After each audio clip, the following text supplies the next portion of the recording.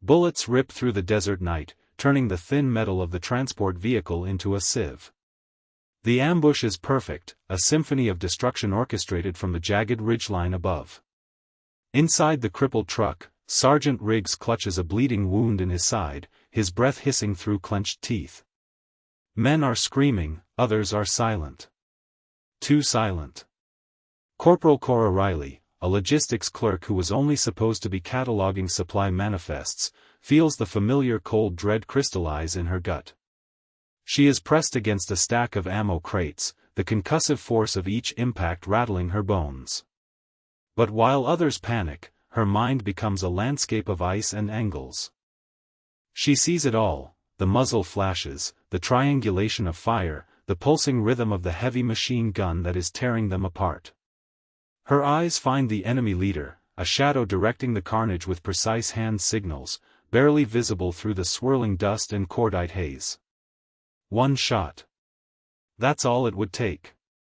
One impossible shot to save them all. Will she take it? Where are you watching from? The heartland of the USA, the bustling cities of India, the green hills of the UK, or the shores of Goa? Drop your location in the comments below. Let us know where the spirit of resilience is shining tonight. Like and share if you believe that true warriors are forged in fire, not born in privilege. The world outside the wrecked transport had dissolved into a maelstrom of chaos and violence. The air, thick with the metallic tang of blood and the acrid smell of burning fuel, was a solid thing, pressing in on Cora. She moved with an economy of motion that belied her role as a paper pusher. Her hands, usually occupied with data pads and inventory lists, found the cold steel of a fallen marksman's rifle. The stock felt like an extension of her own arm, a grim and familiar comfort. She chambered around, the click a tiny, definitive sound in the cacophony of war. Through the scope, the world narrowed to a single, pulsating circle of light. The enemy commander, a silhouette against the moonless sky, was a problem to be solved, a variable in a deadly equation. She steadied her breathing, slowing her heart until she could feel the space between each beat. 1 beat. 2 beats. Exhale. The rifle bucked against her shoulder, a vicious but controlled recoil. Across the kill zone, the silhouette on the ridge collapsed, a puppet with its strings cut. For a moment, the enemy fire faltered, their brutal symphony losing its conductor. It was the opening they needed. Now, a voice roared, and the surviving soldiers, galvanized by the sudden shift, returned fire with renewed fury. From his command post half a click away, Colonel Sterling watched the engagement through a thermal drone feed, his knuckles white on the console. He'd seen his best fire team walk into a meat grinder. He was watching them die. Then, he saw it. A single heat signature, low and steady inside the burning truck, detaching from the panicked cluster. A flicker of movement. A single thermal bloom from the ridgeline, followed by the target signature dropping. The chaotic enemy fire suddenly became sporadic, confused. Sterling zoomed the feed, his breath catching in his throat. The signature belonged to Corporal Riley. A logistics clerk. He'd signed her transfer papers himself, a routine reassignment for a non-combatant.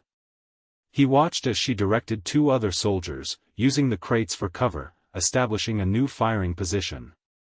Her movements were not those of a clerk, they were the fluid, predatory motions of a seasoned hunter. He had 100 battle-hardened infantrymen on this rock, and the one who had just saved his command was a woman who, on paper, shouldn't know which end of a rifle the bullet came out of. The next day, the dust had settled, leaving behind the grim arithmetic of battle. Cora was back in the supply depot, the scent of gunpowder replaced by cardboard and oil. She was cleaning her standard-issue sidearm when a shadow fell over her. Colonel Sterling stood there, his face a mask of granite, etched with the scars of a dozen campaigns. He didn't speak, merely looked at her, his gaze intense, analytical. He saw the grease on her hands, the quiet discipline in her posture, and the profound exhaustion in her eyes that had nothing to do with lack of sleep. "My office." "Now," he said, his voice a low gravel. He turned and walked away without waiting for a reply. In his Spartan command tent, he gestured to a chair. "The official report says Sergeant Riggs neutralized the enemy commander," he stated, his eyes never leaving hers. "The drone footage tells a different story." Cora said nothing, her expression unreadable. "Who are you, Corporal?" he pressed. "Because you are not the logistics specialist your file says you are." She met his gaze, a flicker of an old fire briefly igniting in their depths. "I am exactly what my file says I am, sir." "Corporal Riley, Logistics Division." Sterling leaned forward, his voice dropping. "I don't care what the file says. I care what I saw. I saw a ghost on that battlefield. I'm putting together a new unit. A rapid response hunter-killer team. I want you in it." The proposal hung in the air, heavy and dangerous. It was everything she had run from. "With all due respect, sir, I'm not qualified." "Let me be the judge of that," he countered. "Training begins at 0500. Don't be late." Her new unit, callsign Spectre, was an assembly of stone-cold operators, men who had stared into the abyss and made it blink. Her arrival was met with a wall of silent, hostile appraisal. The whispers followed her like a shadow. A clerk. A woman. A token. The architect of her misery was Major Kravitz, the unit's second in command, a man whose ambition far outstripped his talent. He saw Cora's appointment by Sterling as a personal insult, a slight against his authority. "Listen up, Princess," he sneered on the first day, his voice loud enough for the entire squad to hear. "The colonel might have a soft spot for you, but out here, you're just dead weight. Don't expect any special treatment." His brand of training was a special kind of hell. He pushed her harder than anyone, assigning her double guard shifts, giving her the heaviest pack on forced marches, and singling her out for every brutal, soul-crushing drill. During hand-to-hand combat training, he pitted her against the largest man in the unit, a behemoth named Nash. Nash hesitated for a moment, and Kravitz barked, "What's the matter, Nash? Afraid you'll break a nail? Put her down." Nash shrugged and lunged. Cora didn't try to match his strength. She used his momentum against him, a fluid pivot, a sharp strike to the nerve cluster behind his knee, and a precise elbow jab to the temple that sent him sprawling. She stood over him, breathing evenly, her face impassive. The locker room was no sanctuary. As she taped her bruised hands, Nash and his cronies cornered her. "Tough move out there, Riley," Nash said, a smirk playing on his lips. He pointed to her wrist, where the edge of a tattoo peeked from under her sleeve. "What's that? A little butterfly to remind you of home?" He grabbed her arm, pulling the sleeve up to reveal the full image, a stark, black raven, its left wing clearly broken, twisted at an unnatural angle. "A broken bird," Nash laughed. "How fitting," the other men chuckled. Cora yanked her arm back, her eyes turning to chips of flint. "Don't touch me," she said, her voice low and dangerously calm. The laughter died. They saw something in her gaze then, a glimpse of a past written in blood and fire, and they took a step back. She endured it all. The grueling marches under a punishing sun, the icy shock of water immersion training, the constant, grinding pressure from Kravitz. She never complained, never broke. She simply did the work, her performance a silent, irrefutable rebuttal to their scorn. Among the sea of hostile faces, one began to change.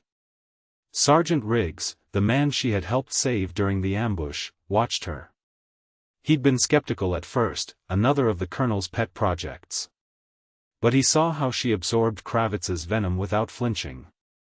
He saw the cold intelligence in her eyes as she analyzed tactical problems, often finding a solution quicker than men with 10 times her supposed experience. During a live-fire exercise in a mock village, their team was tasked with clearing a building. Kravitz, leading the breach, chose the obvious entry point, a large double door. "Standard entry, stack up," he ordered. "Sir," Cora's voice cut through the prep, Thermal shows reinforced plating behind that door. It's a funnel. A fatal funnel. Kravitz's face darkened. Are you questioning my order, Corporal? I'm presenting new intel, Major, she replied, her tone level. There's a ventilation shaft on the roof. Two-person entry. We can bypass the choke point and engage from a superior position. Riggs looked from the door to the roof, then back to Kravitz's furious expression. He knew she was right. She's right, sir. It's a better play. The humiliation of being corrected by both a clerk and his own NCO was too much for Kravitz. We go by the book. Breach the door, he snarled. The resulting simulated explosion would have wiped out half the team. The exercise was a catastrophic failure. Later, as the squad cleaned their weapons in silence, Riggs sat down next to Cora. You were right, he said quietly. He's going to get us all killed one day. Cora just nodded, methodically stripping her rifle. Riggs glanced at her wrist, at the broken-winged raven. That tattoo, he began, his voice softer now. Nash is an idiot. But I've been around. That's not a parlor design. That's a unit insignia. Cora's hand stilled for a fraction of a second. She looked at Riggs, truly looked at him, and saw not mockery, but a weary, professional curiosity. She took a deep breath, the first one that didn't feel like it was scraping her lungs. It was, she said, her voice barely a whisper. The unit was called Nightwing. Deep Reconnaissance. We didn't officially exist. Riggs's eyes widened.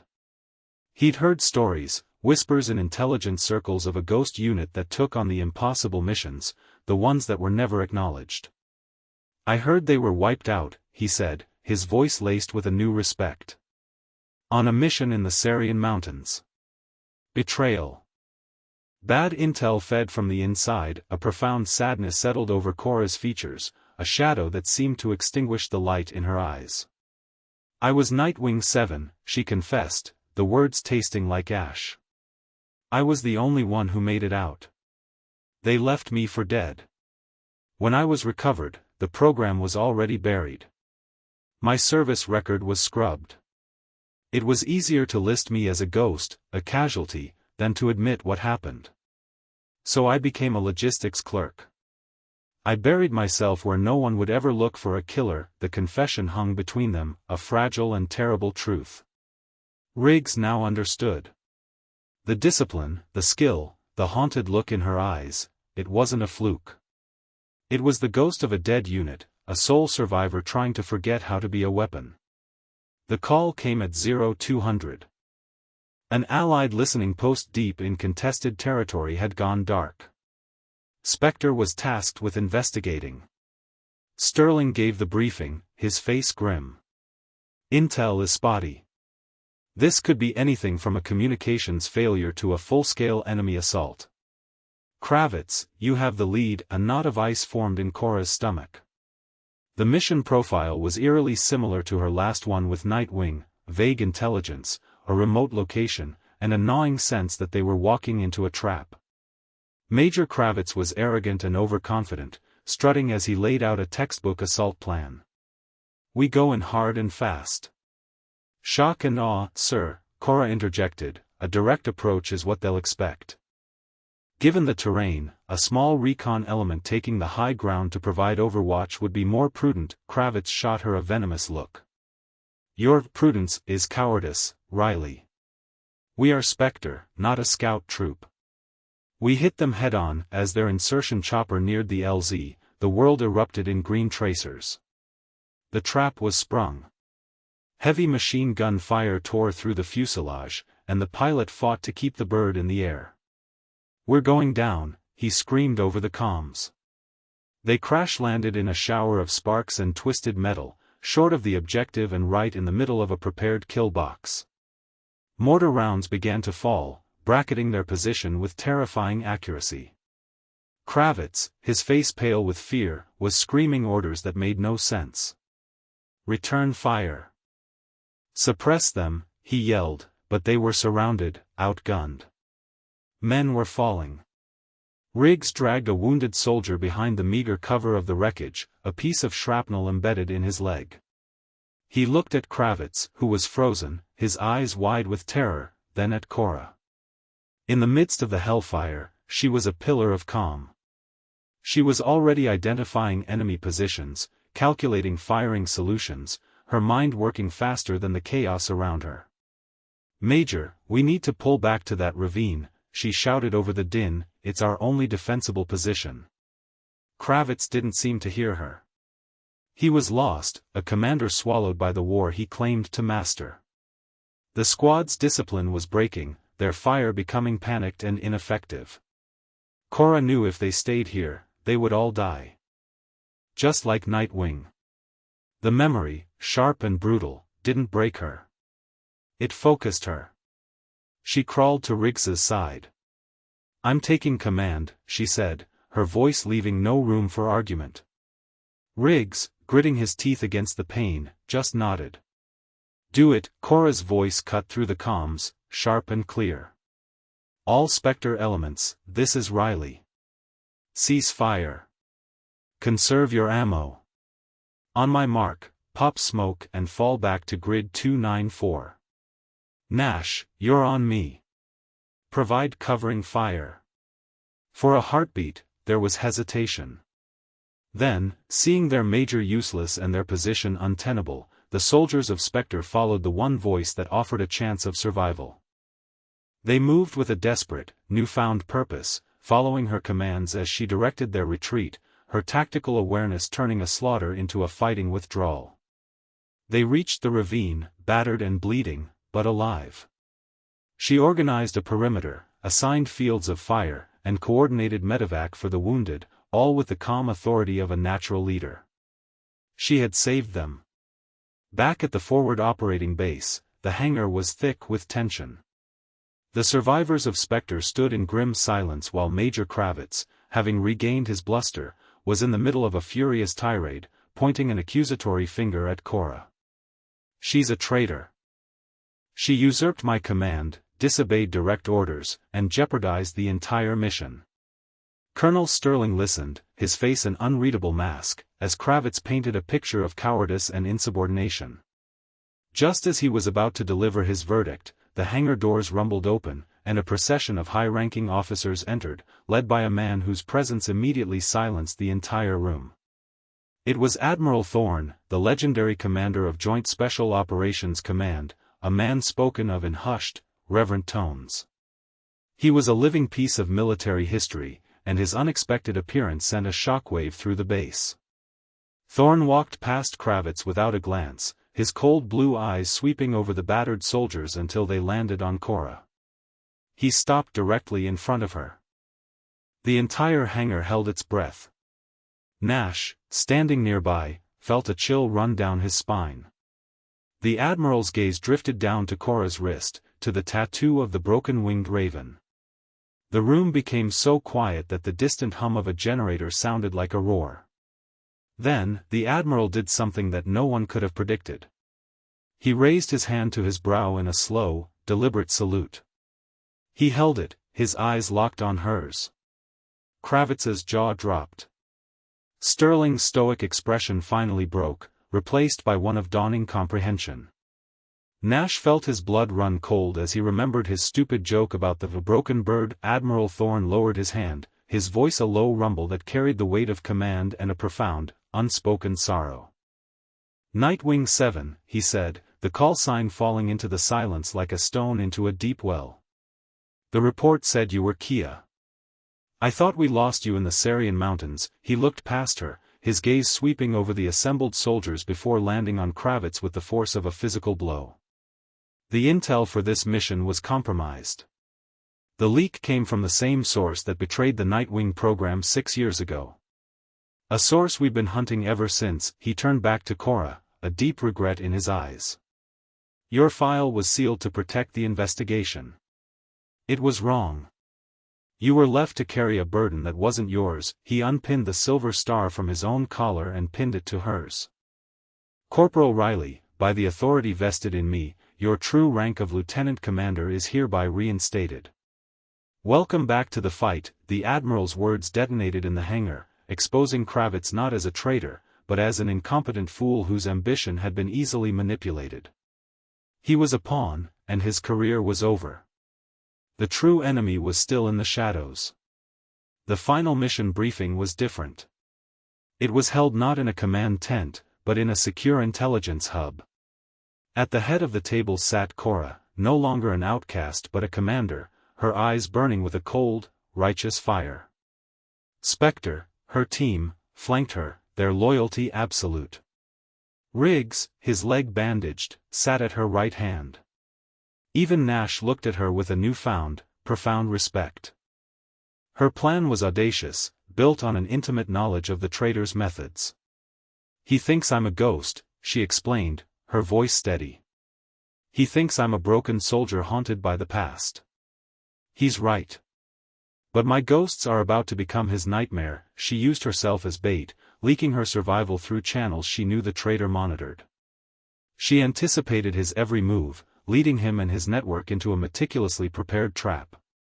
The final confrontation took place in a derelict warehouse, the air thick with the ghosts of her fallen comrades.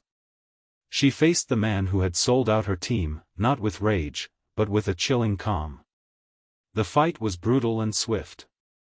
She disarmed him, broke his wrist, and subdued him, choosing the cold, hard weight of justice over the hot release of vengeance. As they led the traitor away in cuffs, the members of Spectre formed a silent honor guard. One by one, they saluted her. Riggs. Nash. The men who had once scorned her now saw her for what she was, a leader forged in betrayal, redeemed by courage. She stood tall, the weight of the past finally lifting, and looked down at the tattoo on her wrist. The raven's wing was still broken, but it no longer seemed like a scar. It was a testament. A symbol that even when broken, a warrior could learn to fly again.